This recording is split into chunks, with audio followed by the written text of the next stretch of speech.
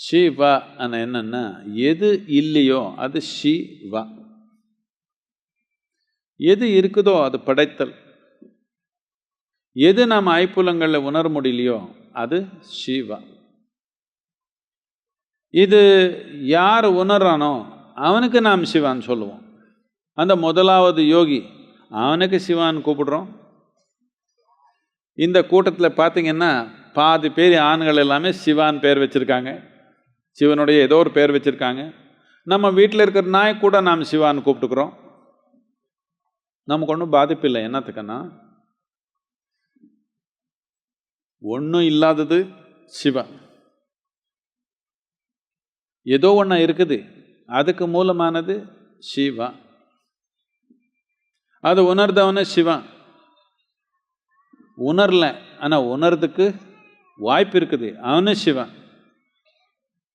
நாய் அதுக்கு ஒன்றும் புரியல ஆனால் அவனு சிவா.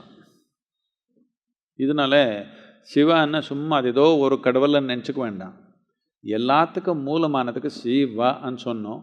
அதுலேருந்து எதே வந்தாலும் அதுக்கு எல்லாமே சிவான்னு சொன்னோம். இதனால் இங்கே பார்த்தீங்கன்னா ஆயிரக்கணக்கில் மக்கள் எல்லாருமே சிவன் பேர் பலவிதமாக வச்சுருக்காங்க. இவரெல்லாம் உணர்ந்துட்டாங்களா? இல்லை, உணர்றதுக்கு வாய்ப்பு இருக்குதுன்னு ஒரு ஞாபகப்படுத்துறதுக்காக உங்களுக்கு சிவான் பேர் வச்சது என்னென்னா, டெய்லி உங்கள் சிவா சிவான்னு கூப்பிட்டா ஏதோ ஒரு நாள் புரிஞ்சிடுவீங்களோ என்னமோன்னு ஆசை தாய் தந்தைக்கு. ஆனால் நாம் ஆதி யோகின்னு சொன்னது யோக கலாச்சாரத்தில் சிவனுக்கு ஆதி யோகின்னு சொன்னோம். என்னத்துக்குன்னா இவனு முதலாவது யோகி.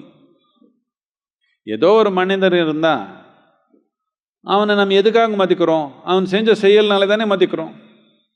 எவ்வளோ பேர் கோட்டிக்கணக்கில் பேர் வாழ்னாங்க போனாங்க, அவரெல்லாம் நம்ம ஞாபகத்தில் வச்சுக்கல. யார் ஏதோ முக்கியமான செயல் செஞ்சாங்களோ நமக்கு அது உபயோகமாக இருக்குதோ அவர் மட்டும் தானே நம்ம ஞாபகத்தில் வச்சுருக்குறோம். மித்தவங்க எல்லாம் நம்ம ஞாபகத்தில் வச்சுக்கலையே. அவனு கொடுத்த ஒரு முக்கியமான நமக்கு ஒரு கான்ட்ரிபியூஷன் யோகா. இதனால நாம் அவனை ஆதி யோகின்னு பார்க்குறோம்.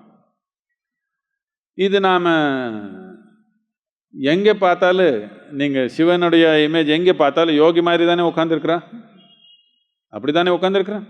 வேறு என்ன இருந்தாலும் அடிப்படையானது அவனுடைய தன்மை யோகா. என்னத்துக்குன்னா அவன் முதலாவது யோகி. அவனை என்னுடைய பேரன் சிவான்னு சொல்லிக்கல, அவன் ஒன்றும் சொல்லலை. இதனால ஆதி யோகி இல்லை முதலாவது யோகின்னு கூப்பிட்டாங்க. ஒன்றும் இல்லாதது எது ஒன்றும் இல்லையோ அது உணர்தான். அதனால அவனுக்கு சிவான்னு கூட பேர் கொடுத்தோம்.